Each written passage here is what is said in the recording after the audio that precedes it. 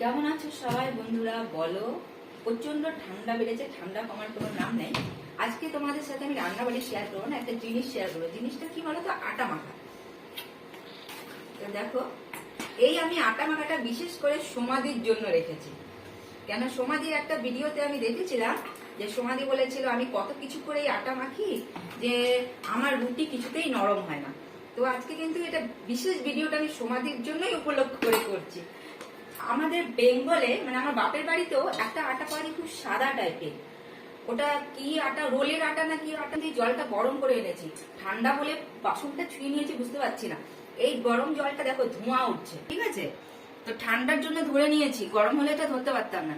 আর এই আঙ্গুল ডুবিয়ে দেখো উষ্ণ উষ্ণ গরম জল, আর এই জলটা দিয়ে আমি আটাটাকে মাখবো। এইভাবে আটা মাখবে, দেখবে 3 দিন অবধি কমসে কম রুটি একদম নরম থাকবে। 2-3 দিন তো আমরা কেউ রুটি রাখি না, মানে কথা বলছি, মানে 2-3 দিন অব্দি আর রুটি একদম নরম থাকে। এইভাবে একবার মেখে দেখো। আর আমি আটাতে লবণ খাই না, ঠিক আছে? আমি রুটিতে লবণ খাই না। আর তোমরা যে লবণ খাও সে কিন্তু লবণ দিয়েই আটাটা মেখো। আমি লবণ যেহেতু খাই না, আর লবণ আমি দেবেও না। এইভাবে আটাটা মেখে দেখো, খুব ভালোভাবে। এখন ঠান্ডার জন্য এটা এইভাবে মাখা যাচ্ছে, কিন্তু গরম হলে জলের মধ্যে হাত দেওয়া যেত না। তখন আমাকে চামচ দিয়ে বা হাতা দিয়ে ঠান্ডা করে তারপরে মাখো। আর সমাধি তুমি এইভাবে আটা মেখে দেখো, আমি বলছি তোমার রুটি কিছু কোনো রকম করেই বানাবে, নরম হবে কিন্তু।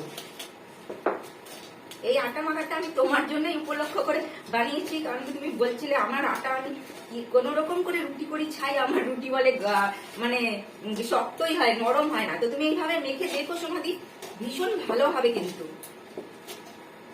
আর এই আটাটা না ধরলে পরে একদমই নরম হবে। কোন রকম করেই আটাটা একটু বেশিক্ষণ সময় দিয়ে মাখবে।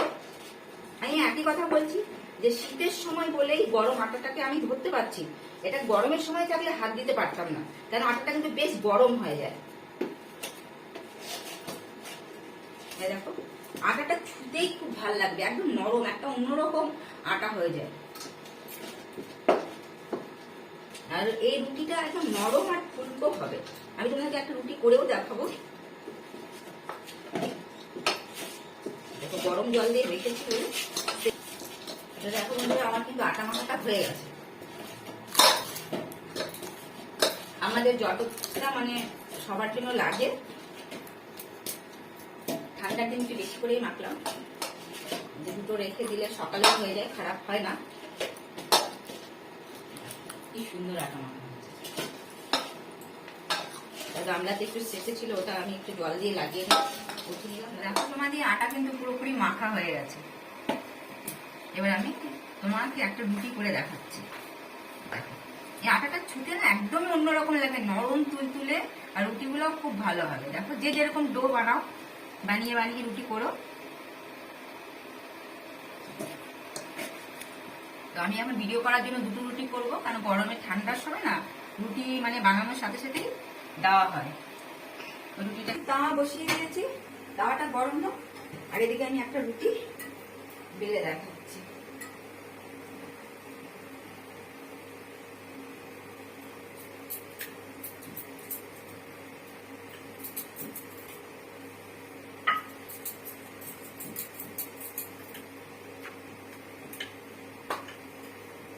দেখো, হয়ে গেছে আমার রুটি বেলা।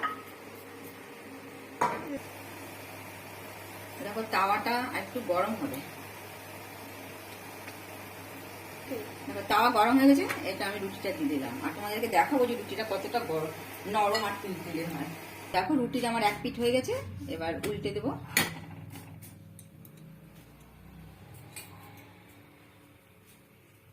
উল্টে দিলাম। এবার আমি দেখো, গ্যাস দেখো কত সুন্দর রুটি হয়েছে।